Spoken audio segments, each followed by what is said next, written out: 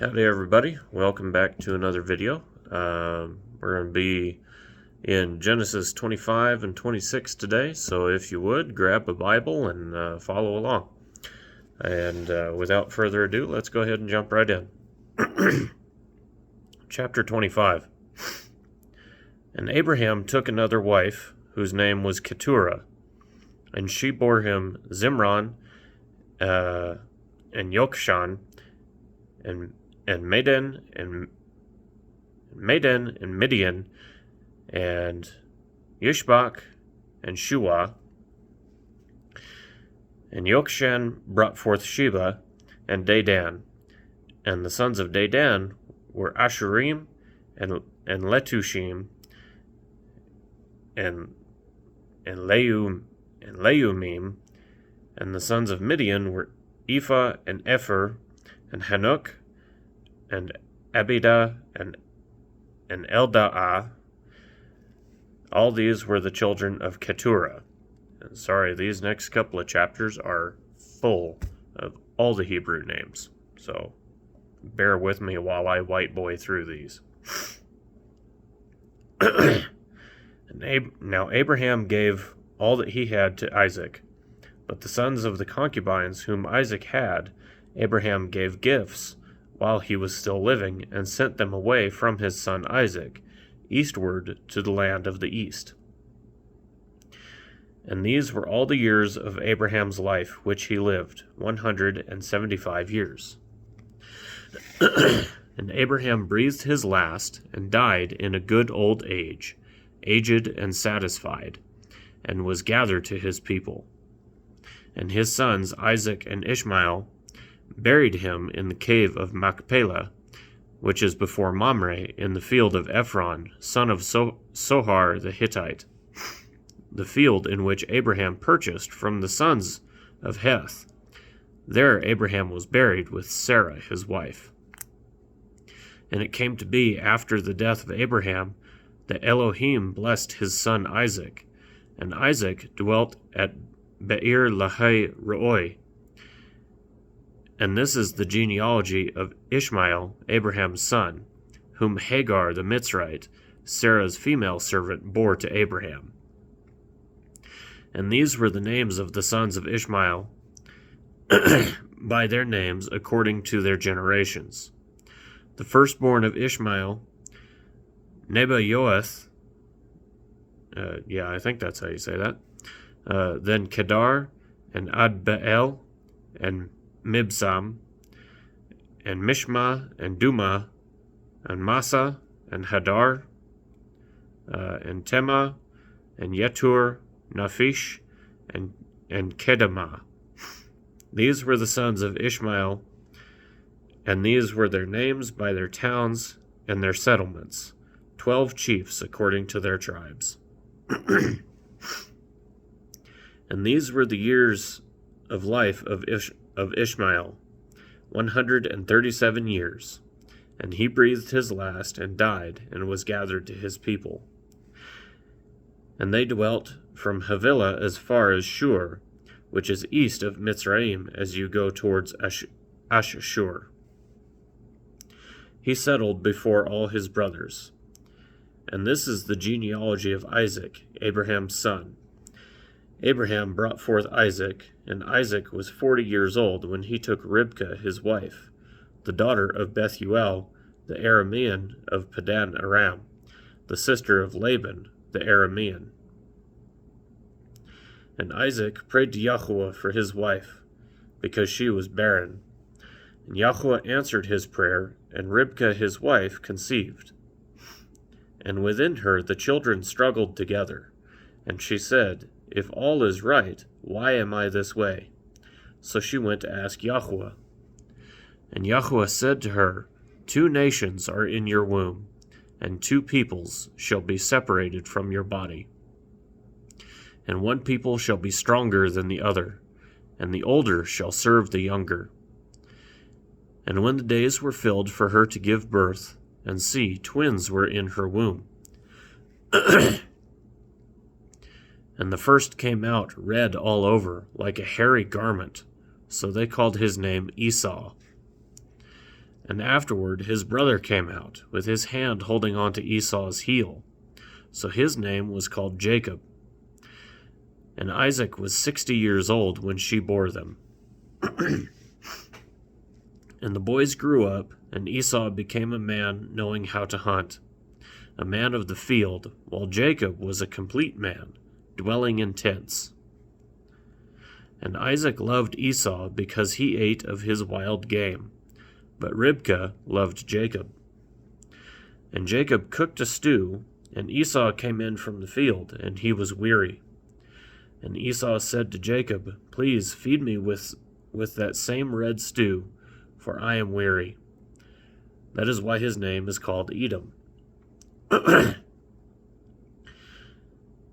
Jacob said, "Sell me your birthright today." And Esau said, "Look, I am going to die, so why should I have birthright?" Then Jacob said, "Swear to me today." And he swore to him and sold his birthright to Jacob. Jacob then gave Esau bread and stew of lentils, and he ate and drank, and rose up and left. Thus Esau despised his birthright. In chapter 26. And there was a scarcity of food in the land, besides the first scarcity of food, which was in the days of Abraham. And Isaac went to Abimelech, sovereign of the Philistines of Gerar. And Yahweh appeared to him and said, "Do not go down to Mitzrayim. Live in the land which I command you. Sojourn in this land, and I shall be with you and bless you, for I give all these lands to you and your seed. And I shall establish the oath which I swore to Abraham your father. And I shall increase your seed like the stars of the heavens, and I shall give all these lands to your seed. And in your seed all the nations of the earth shall be blessed, because Abraham obeyed my voice and guarded my charge, my commands, my laws, and my Torot." And Torot, for those that don't know, is the plural of Torah, or the law, or the instruction. Verse 6. And Isaac dwelt in Gerar. And when the men of the place asked about his wife, he said, "She is my sister." For he was afraid to say, "She is my wife," thinking, lest the men of the place should kill me for Ribkah, because she is good looking. And it came to be, when he had been there a long time, that Abimelech, sovereign of the Philistines, looked through a window, and he watched and saw Isaac playing with Ribkah his wife.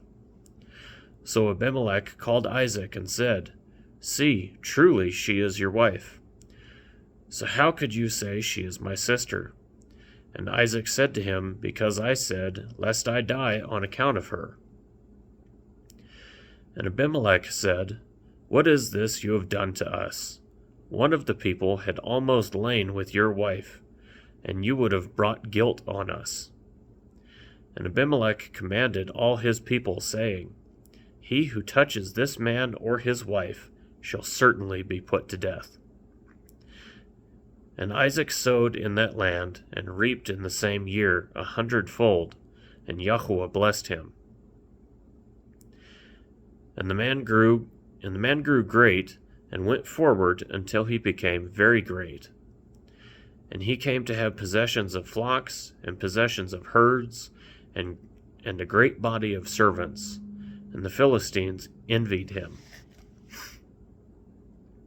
And the Philistines had stopped up all the wells which his father's servants had dug in the days of Abraham his father, and filled them with dirt. And Abimelech said to Isaac, "Go away from us, for you are much mightier than we." So Isaac went from there and pitched his tent in the Wadi Gerar, and dwelt there. And Isaac dug again the wells of water which they had dug in the days of Abraham his father, for the Philistines had stopped them up after the death of Abraham.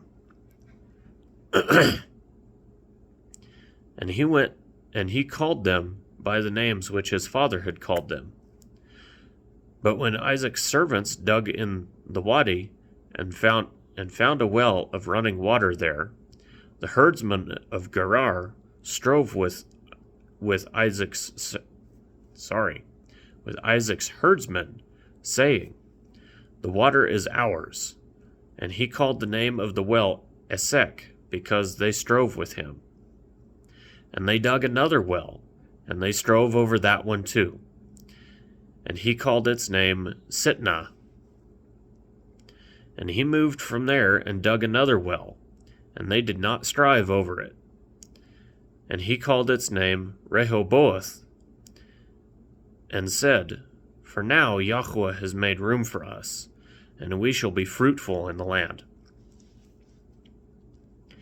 And from there he went up to Beersheba, and Yahweh appeared to him the same night, and said, "I am the Elohim of your father Abraham.